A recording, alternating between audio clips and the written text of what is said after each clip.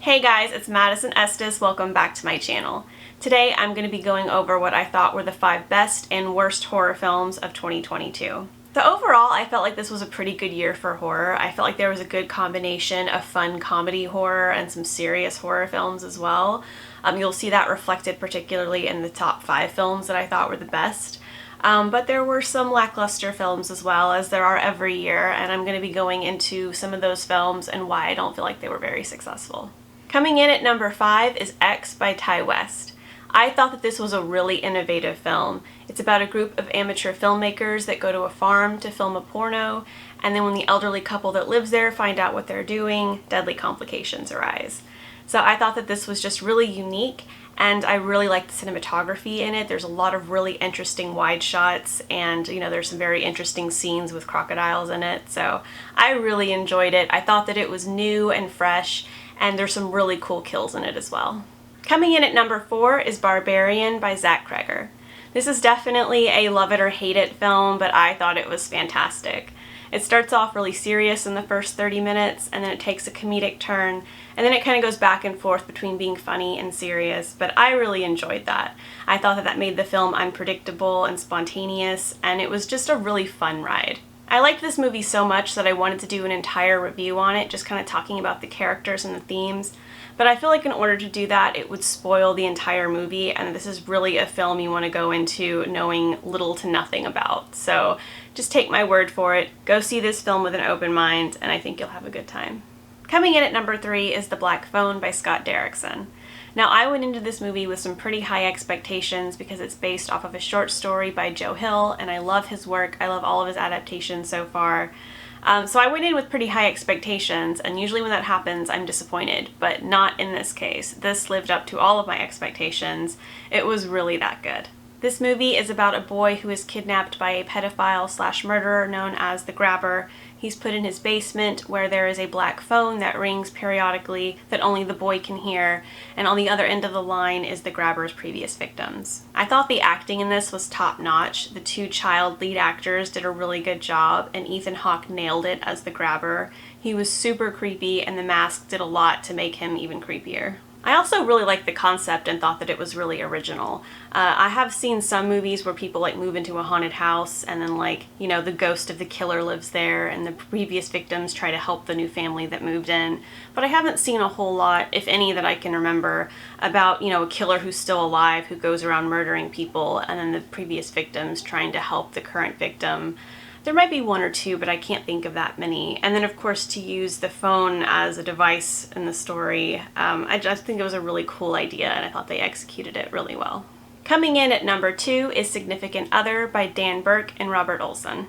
I went into this film with no expectations, and honestly, that is the best way to go into any horror film if you can. The only thing I knew about it is that it was about a couple that goes into the woods and then something happens, like either a murderer or a monster. I didn't know. All I knew is that it was about a couple in the woods in trouble. It was that subgenre of horror, and I really liked that subgenre, so I was on board. And I knew that Jake Lacey was in it. He's an actor that was in one of my favorite Christmas rom-coms of all time, Christmas Inheritance. And I remember as I was watching it, there was 1 or 2 scenes where, he was kind of creepy. And I don't know if you watch Christmas rom-coms. I know there are some people that like to watch horror and Christmas rom-coms, but there's almost always 1 or 2 scenes where, someone does something and it's perceived as cute, but, it could actually also be perceived as really freaking creepy in a different context. And there was a few scenes like that in Christmas Inheritance, and I was like, it would be really interesting to see him in a horror role. And then I saw this movie, and I saw the trailer for this movie, and I was like, yes, this is gonna be great. So Jake Lacey in a horror film, that's all I really knew going in, and that's all you should know going in, because this is another one of those films where the less you know, the better. And I will say this, almost all the people that didn't like this film, they say, oh, based on the trailer, I didn't think it was going to be that kind of film, and I don't like that. I don't like those kinds of films. And I don't know, I'm not that kind of person where there's any kind of subgenre of horror that just puts me off. Oh, this film has mummies in it, I'm gone. This film does not have mummies in it, by the way. But there's nothing that puts me off like that. So I mean, if you're one of those people that has, you know, a very niche of horror that you just don't do, you might not like it. I don't know. But if you go into it with an open mind and you're like me and, you know, you can do any kind of story as long as it's done well, I think you'll like it. And also this one, kind of like Barbarian, it has some wild turns and some tone shifts, but just go into it with an open mind and I think you'll like it. I didn't just like this film because it took several wild turns. I also really thought that it was an interesting commentary on relationships and relationship dynamics. And I think that if you look at this film through the lens of this movie is about empathy and trying to empathize with your partner and what they're going through and the problems that can arise when you're incapable of empathy, that you will appreciate this film on a whole different level. My number one horror film of 2022 is Violent Night by Tommy Wirkola. I was not expecting to like this movie as much as I did. I was expecting a fun, wild ride, which is exactly what this provided, and it was also super gory. I'd heard that going into the film, and it was even gorier than I expected it would be, so that was a fun surprise as well. But what really makes this number one for me is that it has Christmas spirit within the context of being a horror film. Like, it is straight up a horror film, but it is also straight up a Christmas film, and that is an interesting mix of genres that you just almost never see. Yes, there are films like Black Christmas, but Black Christmas doesn't really feel like a Christmas film, and this does. This has Christmas spirit in it. It has a little girl that believes in Christmas miracles. You've got a Santa Claus that's like actually a Santa Claus and not just a dude dressed up like Santa, you know, going around murdering people. He's actually the hero of this film, and you know, it's just so heartwarming despite all the murder. I just loved it. And I love David Harbour. I love him as Hopper in Stranger Things, and he really brings that energy to this film. It's just such a good film. I mean, I could sit there and talk about it all day, but there's nothing particularly fascinating about the plot. There's a few twists and turns here that are interesting, but honestly, it's just about Santa Claus saving a little girl from murderous home invaders and committing a lot of fun Christmassy murders along the way in order to protect this girl. You know, it's violent, it's gory, but it's also really sweet and cute as well, and the way that it manages to be both of those things is so interesting to me. I also feel like this is a really universally likable film. Like, I know there's no horror film that everyone's gonna enjoy, but I feel like if you like Christmas films and you like horror films, you're definitely gonna like this movie. And unlike every other horror film that I've watched this year, this is one that I could definitely see myself rewatching on a semi-regular basis. Like, maybe every other year around Christmas time, I could definitely see myself watching this, because it's just such a fun film, and it has the Christmas spirit in a way that a lot of horror Christmas-themed movies don't have, so I would definitely check this out if that's your thing. So before I get into what I believe were the top 5 worst films of 2022, I want to talk about one honorable mention for the top 5 best films, and that is They Live in the Gray by Abel and Burley Vang. This movie came out on Shudder at the beginning of the year. It had very minimal promotion, but I feel like it deserves to be talked about as we reflect on some of the best films of the year. This movie is about a social worker who communicates with the dead and sees ghosts, and she's dealing with grief after losing her only son, and she's also investigating an abuse case where she believes that the daughter is being abused by the ghost that lives in the family's home. It's such a unique idea, this concept of a social worker who's able to see into this world beyond, who's able to see things that other people can't see, especially because in a way social workers are kind of supposed to be able to see things that other people can't see. They're supposed to be able to see signs of abuse, and so I thought that that was really interesting to kind of take that element of, you know, being able to literally see things people can't see and putting it into this context. And I think that it makes a really interesting film. It's a little bit of a slow burn, but if you have the patience for that, I think that you'll enjoy this film. It's a really good horror drama that has a good payoff at the end. And now for my list of what I believe were the 5 worst horror films of 2022, or in some cases the most overhyped. Now I'm going to start with number 5. I'm going to be going down the list in terms of horror films that are just getting worse and worse. Starting at number 5, which, you know, isn't the worst horror film of the year, but in my opinion, it is the most overhyped film, and that is Smile. My first problem with this film is that it is almost story beat for story beat the exact same film as The Ring. They didn't even try to change the timeline of how long the curse lasts. It's 7 days. But at least in The Ring that made sense because that's how long Samara was in the well. She was in the well for 7 days, so that's how long it takes you after you see the tape to die. Why does it take 7 days after seeing someone killing themselves before the curse takes effect and you end up killing yourself? Why does it take 7 days? There's no explanation because there's no backstory to this curse. There's no origin point. There's no investigating where it came from. They try to investigate a little bit. They're able to contact one person that survived the curse.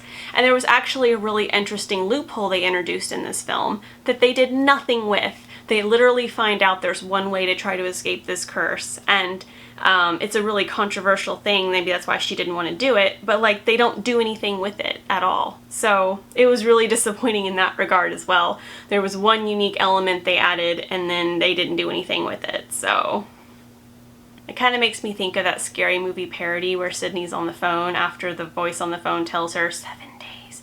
And she's like, well, what about during the weekends? What about holidays? Is it 7 business days?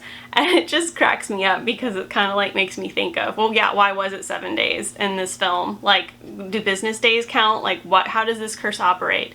We don't know. It's just 7 days because that was a good timeline for the story, I guess, because they're copying and pasting from The Ring, basically. And I couldn't even enjoy the scary parts of this film because I'd seen the trailer, and the trailer ruins almost every scary moment of this movie, especially the scene where someone is walking towards the car and then like their head flips around. That was like the last scene in the trailer, so it really sticks in your mind, and then whenever that scene was coming up in the movie, I knew what was about to happen, so it had no effect on me at all. It kind of felt like I'd already seen this movie before I saw it in several ways, and that's kind of a problem with a lot of horror trailers these days.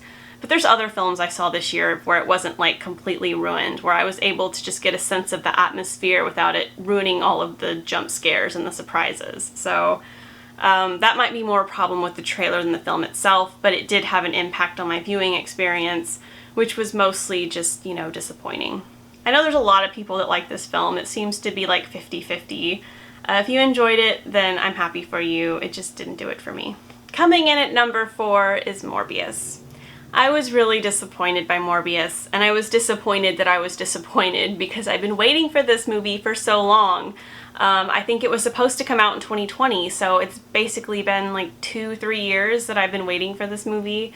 And I went into it with lower expectations than I would have originally had because it received so much backlash and criticism.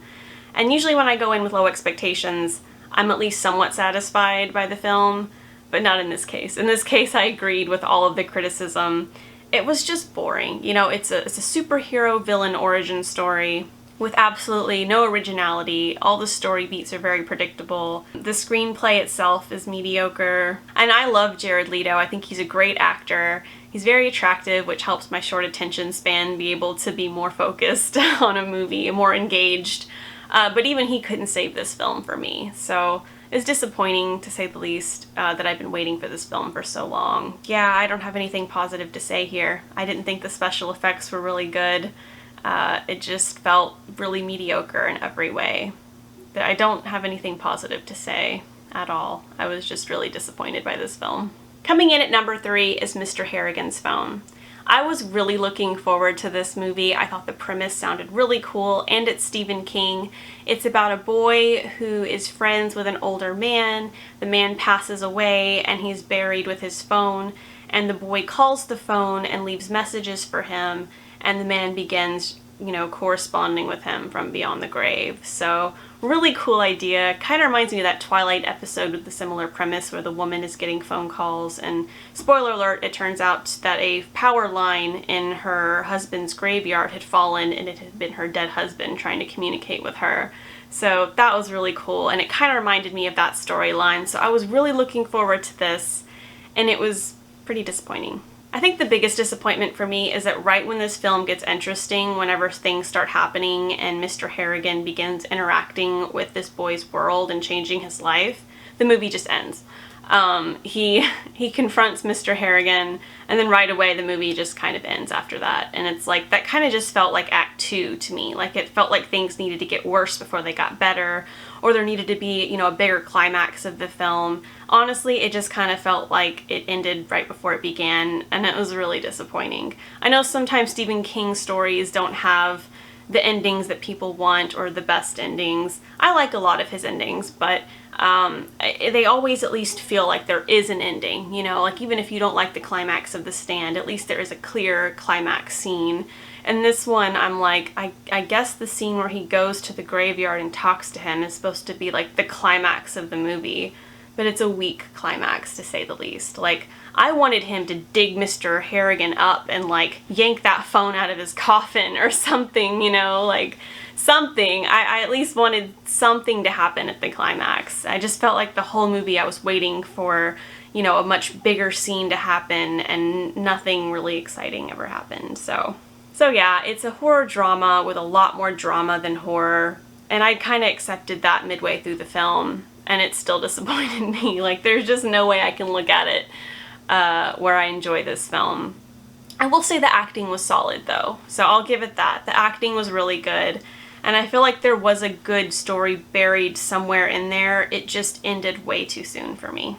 Coming in at number 2 is Uma. The only thing I knew about this film going in is that Sandra Oh was in it and that the trailer looked really cool. It is a horror drama about a woman whose mother passed and she's dealing with her grief, and I think there's some themes about motherhood in here.